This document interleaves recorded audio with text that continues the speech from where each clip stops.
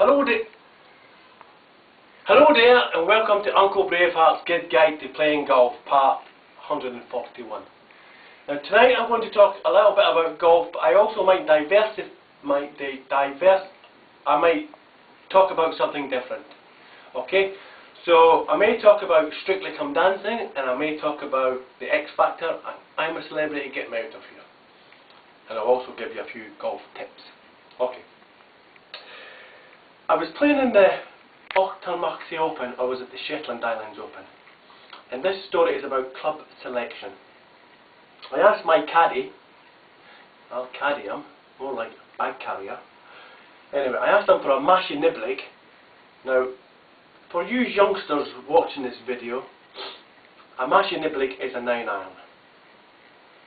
Pitch and wedge, I think it's a pitch and wedge, yeah. So anyway, I asked my caddy for a Mashie Niblick, and he gave me the Mashie, which is a 5-iron. Now it was the Shetland Open, and the wind was 200 miles an hour, and the flags were like that. Anyway, Uncle Braveheart hit a career best shot with his Mashie. He thought it was his Mashie Niblick, and it rose up like this.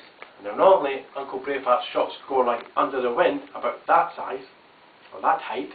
Anyway, the career best shot went in the air, right to the flag, right over the green, and ended up in Norway. Anyway, I took a 78 that round. Now some would say 78 up in the Shetland Islands is a good score, but I only played one hole, so I was 75 over par. So that is why club selection is a very, very important thing in playing good golf. Also, it's very important to get a good coach. Now there's a couple of good coaches in America. One's called David Get Me Better, and the other is called Bruce Harmon. Now David Get Me Better, he'd always say, stay in the present. All that means is,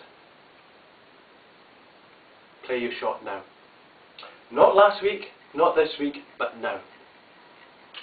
And Bruce Harmon always says things like,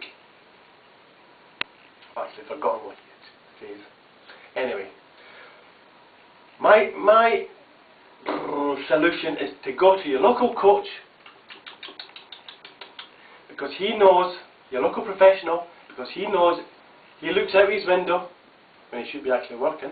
He looks out his window and he knows everybody's swing, so he'd be the best man to ask advice. Now Uncle Braveheart had a good student a long time ago. His name was Mr. Kipling. Now he was always doing this, you know. I thought he had the yips, but anyway, he left golf. Now he was an exceedingly good player, but he left golf to be a baker. I think he was making cakes, but I don't think we'll ever hear from him again, I don't think. Anyway, we'll talk about the X Factor, shall we? So it's been Saturday night. Now the X Factor, they're all come round to my house. There's Uncle Braveheart, there's Auntie Braveheart, there's Rob Roy McGregor III, there's Mrs. Doubtfire, and we all sit and watch the X Factor. Now it's not as good as last year, we all agree, but we all play a game. It's guess who the judge is. Now last year it was quite easy, because she'd come on like this, and she'd say, "Ooh, you're my guilty pleasure. Ooh, I could take you home with me. Ooh, who did your hair? Who did your makeup?" Such musical critique, not. Anyway, this year we've got, who we got? "Oh, I'm from Ireland. Oh, bad song, John Gary. I've had my eye on you." "Shut up, Louis. Have a little patience." And then you'd have number 3 going, "Get down, dog. Get down, dog. Throw the pencil at your dog." And the 4th one would be, "God, this Britain's Got Talent's wonderful, isn't it? My little muffins." Anyway, this year the singers, Frankie, stick it up your nose like a cozy. "Should I stay or should I go now?" That's not singing. Tattoo that to your ass, Frankie. What good singing is, my late great friend Andy Stewart, he would sing, "I've just come down from the Isle of Skye.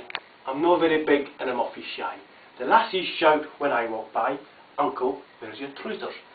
Now that is poetry in song. That should be on the X Factor. Then you've got Johnny saying, oh, Johnny, I've gave it away. But he'd say, oh, hello. Oh, you could rub my lamp anytime, Gary. I do live in a bed sit, yeah. It's only got one back door and they all come round the back door for my bed sit. Yeah. So when Strictly's, the X Factor's finished, we move on to Strictly. Again, we play Guess the Judge. And the first judge would be, oh, Russell, Russell, you danced across the floor like a swan travelling through unsettled waters. The second judge would be, oh, monumentous, darling. The third judge, would go, 7! And the fourth judge would say, anyway, we've talked about, slightly moving off now. I'm a Celebrity, get me out of here. Now we all thought Mark was going to win. Yes, that hunk from Essex. No, I actually knew him a long time ago when he was learning his lines.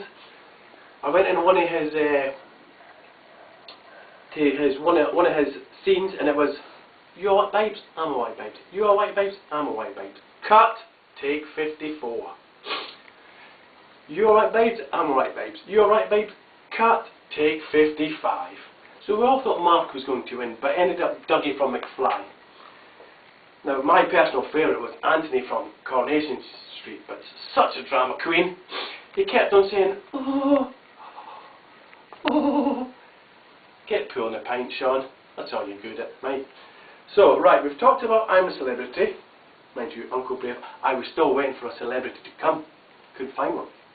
We've talked about Strictly. We've talked about...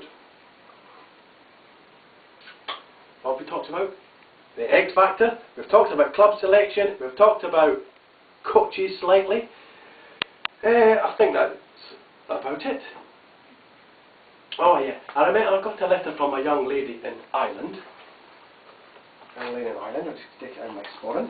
That's it. And she asked, what does individualistic mean? Well, my dear, individualistic means it's a style that's proper to your own. You're not copying anyone else's swing. It's just a swing that's proper to you. And if you have got any problems with that, just give Jim Furyk a ring. Okay? Right. Yeah. What I was this daydream now. What we were talking about was we were watching all the outtakes in the film industries and the televisions. That's where they think it's carrying, the film carries on, or they make silly little moves and they fall and everyone laughs. But that would never happen to Uncle Braveheart, never. Okay then, so I'll leave you now because I think the X Factor final is about to start very, very shortly. So we'll call it a day. So I'll see you again sometime, and thanks for viewing. So cut. Oh, thank God that's finished. I just don't know what I'm going to do today. I think I've either got to go to a rehearsal in Fair City where they're looking for an eccentric Scotsman, but I don't know what an eccentric means. Or I may go down to the local village where they're looking for a James Bond look-alike contest is on tonight, where I think I've got a good chance of winning. If I say money penny, I'll have a vodka martini, shaken not stunned. I think that could be the winning line. Okay.